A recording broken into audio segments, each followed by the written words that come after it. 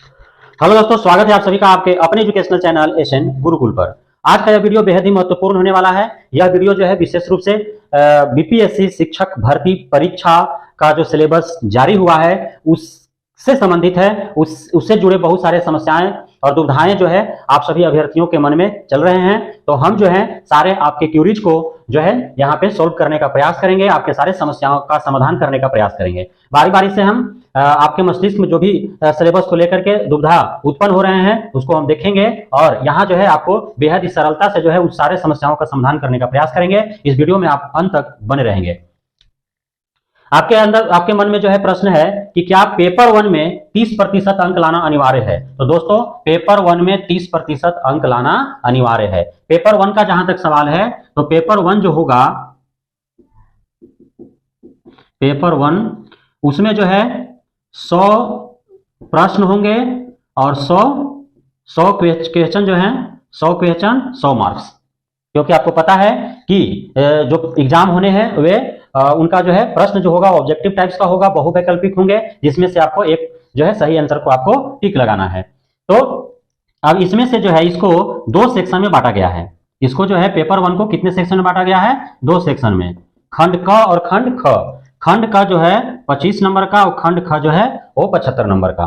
खंड का 25 अंक का जो है उसमें इंग्लिश जो है वो अनिवार्य है और 75 नंबर का जो आपका है खंड ख उसमें हिंदी, उसमें आपका बांग्ला और उसमें उर्दू। ये तीनों विषयों में से कोई एक विषय आपको जो आप जिसका आप शिक्षक बनना चाहते हैं, जिसके आधार पर आप जो है आवेदन करेंगे बीपीएससी, उससे जो है आपका 75 अंक पूछा जाएगा। तो 75 और 25 मिला के आपका जो है वो क्या होता है? 100 अंक होता है और इस 100 अंक में से जो है आपको 30 अंक लाने हैं। 100 अंक में से 30 अंक लाना है नहीं। तो दूसरा जो प्रश्न है कि क्या पेपर 1 के खंड क एवं ख दोनों में 30-30% अंक लाना अनिवार्य है? तो नहीं। ओवरऑल पेपर 1 में जो 100 अंकों का जो आपका परीक्षा होगा पेपर 1, उसमें 100 अंक में से 30 अंक लाना है। भले ही आपका 25 में से 5 आ जाए और 75 में से 25 आ जाए, कोई दिक्कत नहीं है। ओवरऑल 30% यानी कि 30 अंक लाने हैं। और तीसरा का प्रश्न क्या दिमाग में चल रहा है कि क्या पेपर 1 के प्रश्न कक्षा पहली से 12वीं तक का एक जैसे ही होंगे? अब आप सभी को पता है कि पेपर 1 सबको देना है और पेपर 1 के लिए सबका सिलेबस जो है सेम है। भले ही प्रश्न का स्तर जो है वो उनके लेवल के हिसाब से होगा। जैसे इंग्लिश जो है 25 अंक का होगा तो 1 से 5 के लिए भी होगा, 9-10 के लिए भी है, 11-12 के लिए भी होगा। हिंदी, बांग्ला और उर्दू से कोई एक विषय से आपको 75 अंक के प्रश्न पूछे जाएंगे तो वो 1 से 5 के लिए भी होगा, आपका 9 से 10 के लिए भी होगा, 11-12 के लिए भी होगा। नहीं, लेकिन अब सवाल है कि प्रश्न कैसे रहेंगे? तो प्रश्न उनके लेवल के हिसाब से रहेंगे। 1 to 5 का जो है पेपर 1 का प्रश्न अलग रहेंगे, 9-10 के लिए पेपर 1 का प्रश्न अलग होंगे और 11-12 के लिए जो है पेपर 1 का प्रश्न अलग होंगे। सबका एक नहीं होगा, सिलेबस सेम है। तो पेपर 1 सबको देना है। 1 to 12 के लिए 100 अंकों का होगा, 25 अंक का अंग्रेजी अनिवार्य है, 75 अंक का जो होगा खंड ख, उसमें से आपको 3 जो है भाषा दिए हुए हैं, हिंदी, बांग्ला, उर्दू। इन तीनों में से कोई एक भाषा के लिए आपको जो है आवेदन करना है और जिस भाषा के लिए आप आवेदन करेंगे उस भाषा से आपको 75 अंक का प्रश्न पूछा जाएगा। तो ये आपका मन का जो दुविधा था वो हम उम्मीद करते हैं कि दूर हुआ होगा। अगला जो है, क्या पेपर 1 के खंड क में सिर्फ अंग्रेजी भाषा से ही प्रश्न पूछे जाएंगे? तो हमने आपको बताया कि खंड क जो है पेपर 1 का खंड क जो रहेगा 25 अंक का, उसमें सिर्फ और सिर्फ अंग्रेजी से ही प्रश्न पूछे जाएंगे। अंग्रेजी सबके लिए अनिवार्य है 25 अंकों का और 75 अंक का जो है हिंदी, उर्दू, बांग्ला में से कोई एक भाषा से आपको 75 अंक के प्रश्न पूछे जाएंगे जिस भाषा के लिए आप आवेदन करेंगे। क्या पेपर 1 के खंड ख में हिंदी, बांग्ला, उर्दू से मिश्रित प्रश्न होंगे या किसी एक भाषा विषय से? हमने आपको बताया कि ऐसा नहीं है। आप ऐसा नहीं सोचेगा कि 75 नंबर के जो खंड ख है उसमें हिंदी से भी आएगा, उर्दू से भी आएगा और बांग्ला से भी आएगा। ऐसा नहीं है। वो 75 अंक का जो है उसमें या तो हिंदी से आएगा, या तो बांग्ला से आएगा, या तो उर्दू से आएगा। जिस जो है भाषा को आप सेलेक्ट करेंगे उसी से आपको 75 अंक के प्रश्न पूछे जाएंगे। अगला है, क्या कक्षा 1 से 5 तक के लिए भी पेपर 2 में 2 खंड है या सिर्फ 9-12 के लिए ही है? तो जो है पेपर 2 का बात करते हैं हम। पेपर 2 जो है वो उसमें जो है 150 क्वेश्चन होंगे और 150 जो है मार्क्स का होगा। इसमें जो है खंड क और खंड ख है।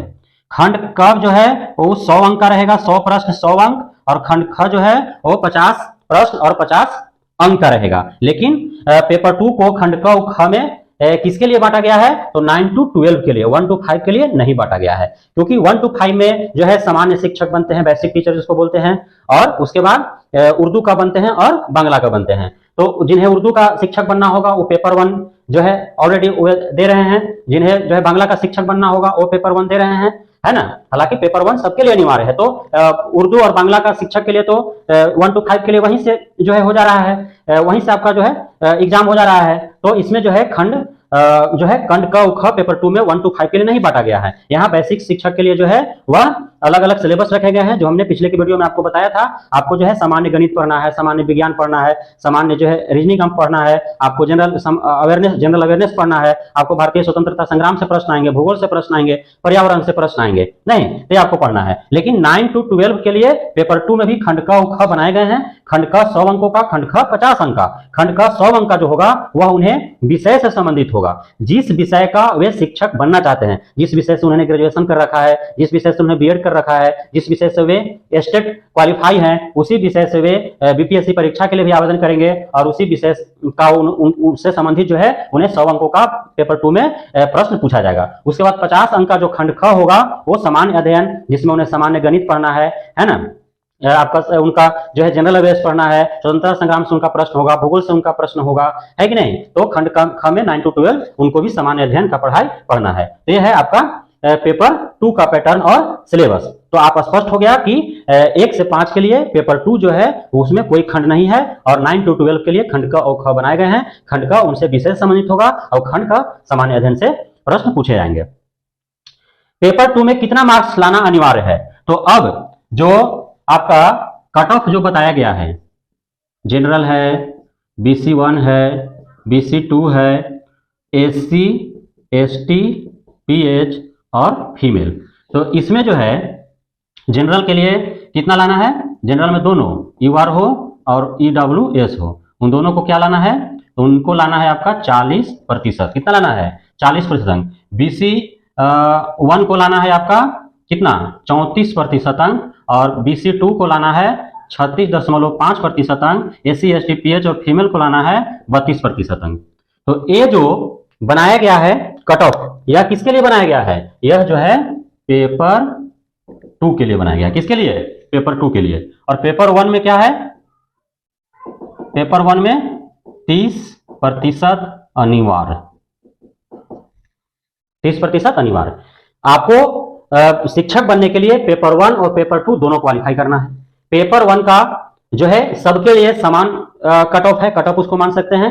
ये वो आपका भाषा का जो एग्जाम होगा, इंग्लिश का, हिंदी का, उर्दू का, बांग्ला का, तो उसमें जो है 30 नंबर आपको 100 में 30 अंक लाने हैं। उसमें जनरल हो, BC1 हो, BC2 हो, EWS हो, SC हो, ST हो, PH हो, फीमेल हो, सबको 30 अंक ही लाने हैं। उसमें 30 अंक लाएंगे तो पेपर 1 क्वालिफाइड।